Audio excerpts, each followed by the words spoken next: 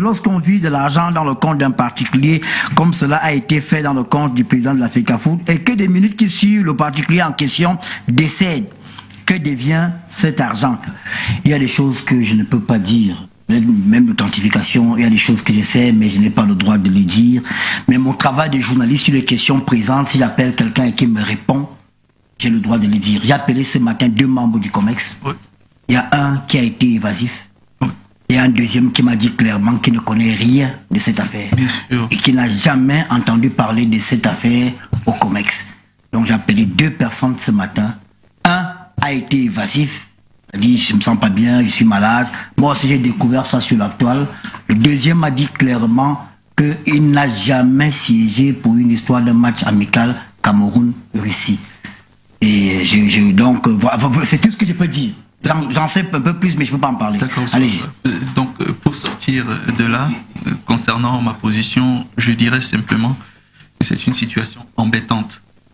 Parce que si la FECAFOOT elle-même n'active pas des leviers pour en savoir davantage, pas de FECAFOOT en tant qu'institution, pas la rattachant à une personne déterminée, alors on peut comprendre qu'il y aurait des situations difficilement acceptables.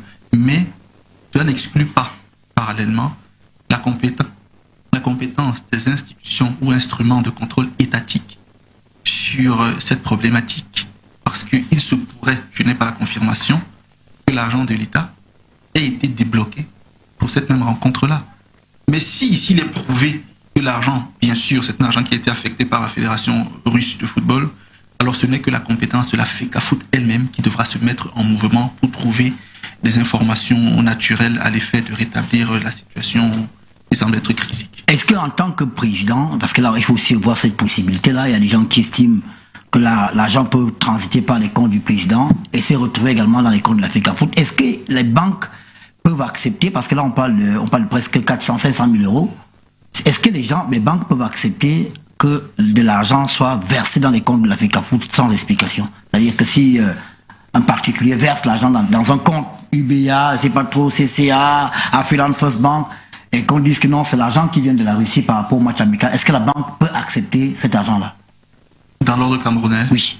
Lorsque vous parcourez les règlements CEMAC, les règlements CEMAC et MAC-COBAC, sur les mouvements financiers dans la sous-région Afrique centrale, ce n'est pas possible.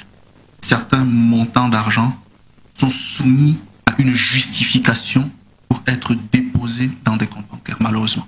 Il y a des montants, si vous déposez 1000 francs, on peut estimer que la somme est résiduelle, mais il y a des sommes d'argent qui nécessitent une justification pour être déposées dans des comptes, malheureusement.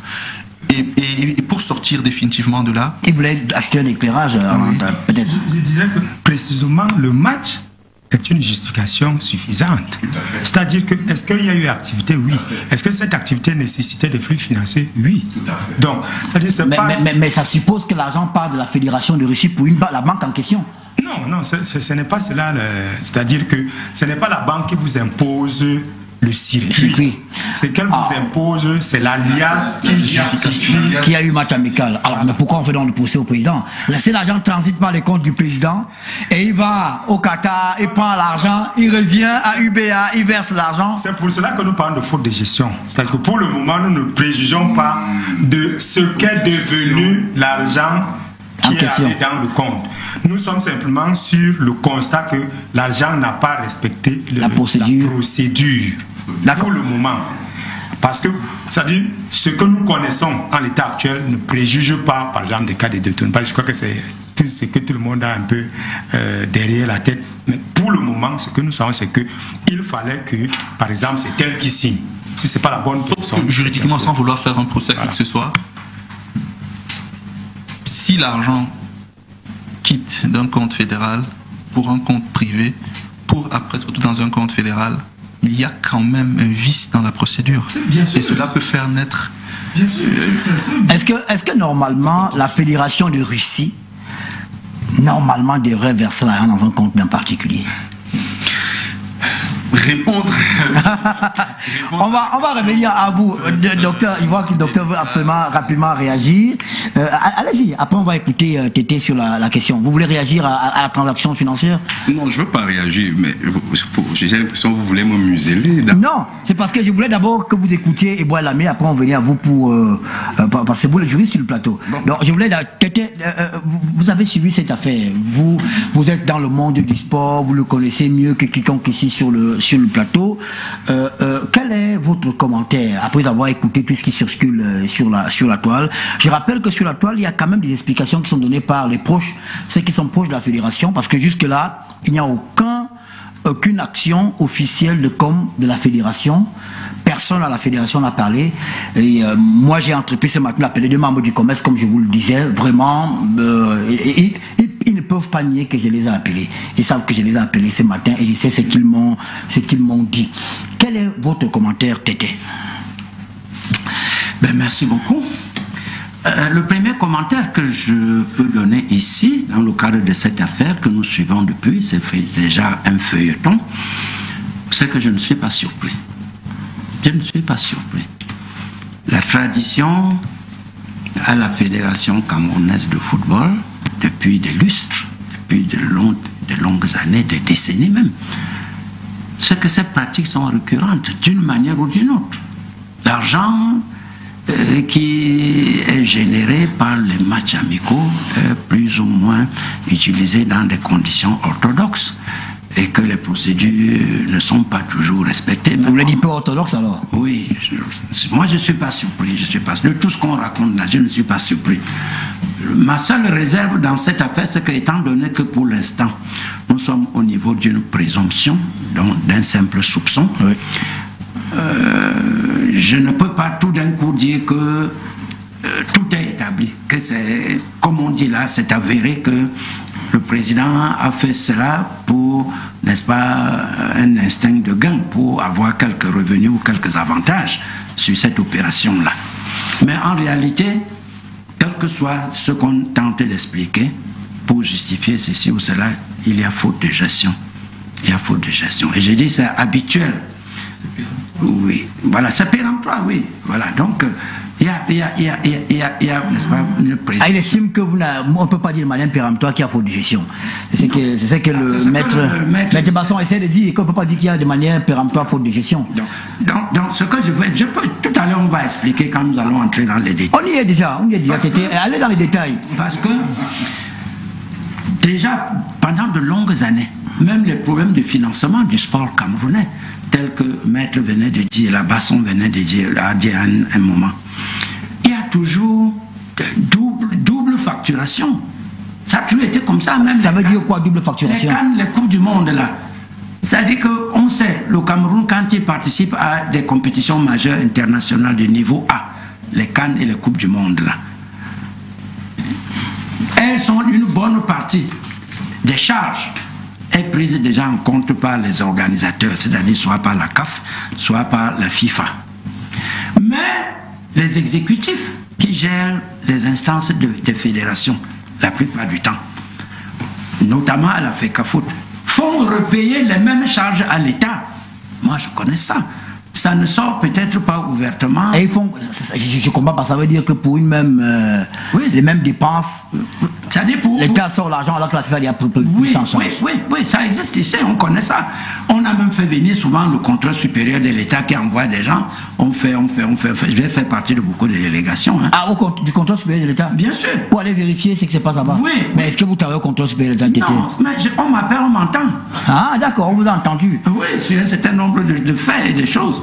Je dis que même, tel que je connais, l'État a financé et l'organisme organisateur a également financé, mais ça se jongle entre les dirigeants au Cameroun, aussi bien ceux du ministère jusqu'au plus haut niveau de la présidence de la République. Ça se gère comme ça. Donc on mène des enquêtes, des informations remontent qu'il y a eu double prise en charge pour le même sujet, la même affaire, la même compétition. Alors on mène des enquêtes vous croyez que quelque chose va en sortir? Jamais. Ça se teint comme ça plus tard. On fait, on parle. Après, par la suite, il n'y a plus rien.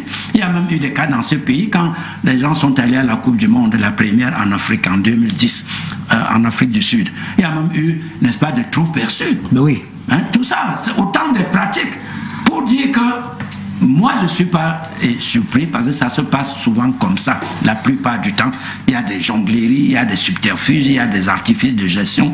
Tel fait ceci, tel fait cela. Parce que pour ma part, pour cette affaire de transfert d'argent de la fédération russe au compte personnel du président de la FECAFOOT, je dis que ce n'est pas normal, ce n'est pas une pratique normale. Parce que, quel que soit ce qu'on tente de dire qu'à cause de la guerre Russie-Ukraine, l'Union européenne ou la communauté internationale ont pris des mesures contre la Russie pour qu'elle soit mise entre parenthèses, pour des sanctions. Je dis, quel que soit cela n'autorise pas que ce soit. Non, cet argument ne tient pas, parce que est-ce qu'on peut avoir le document de la fédération? Si on regarde le document, dans l'hypothèse, ce document-là montre bien que le compte en question également, c'est un virement SWIFT. Hein, c'est la même chose. Ça veut dire que, oui, ça veut dire que si le virement peut passer dans ce compte au Qatar, ce même virement peut passer au Cameroun. Donc, vraiment, l'argument là. Non, laisse-moi finir, n'est-ce pas? C'est faux ou pas? Permettez qu'il réponde. Oui. Hein? Le SWIFT en question, c'était pas que les virements ne peuvent pas passer. Oui. Le SWIFT en question, c'était que s'il s'agit de ressources propres à la Russie, il risque d'être fait l'objet de saisie dans le cadre des sanctions. Ressources propres à la Russie. Oui. Sanctions. Donc si c'est saisi parce que plus tard pour la guerre en Ukraine, il faudra par exemple reconstruire ou bien il faut financer l'effort de guerre. Ce sont ces saisies qui ont été opérées partout où cela a été possible. Tous les comptes qui étaient accessibles en Occident, tous les manias russes. Vous avez remarqué le dirigeant de Chelsea par exemple a dû essayer de brader son club pour essayer de sauvegarder ce qu'il pouvait. Même jusque là on a pu finalement. C'est dans ce cadre-là. Mais ça ne veut pas dire que la Russie n'était plus autorisée de faire des transactions. Est-ce que, alors, vous qui êtes journaliste et expert des questions économiques et financières, si la Fédération de Russie a pu faire un virement par le système SWIFT au Qatar, est-ce que le même virement peut être fait pour le Cameroun? Bien sûr, c'est faisable. Donc, vous avez répondu à la question. Oui. Vous gardez le micro. C'est vous qui avez le micro. Permettez qu'il dise. Pour être plus précis, pour lever toute ambiguïté, s'il fallait absolument passer par le Qatar, on aurait pu créer un compte sur place. La fédération camerounaise peut payer un compte au Qatar. Et c'est là où je voulais en venir, maître, pour dire que quand bien même il y aurait des difficultés telles qu'on a semblé dire ou telles que nous suivons des informations sur la toile, sans avoir les documents authentiques ou authentifiés, c'est que quand il y a ce type de difficultés et qu'on veut rester dans la légalité, dans l'orthodoxie, le respect des procédures et des normes, on ouvre un compte spécialement pour l'opération, qu'on referme même après. C'est faisable.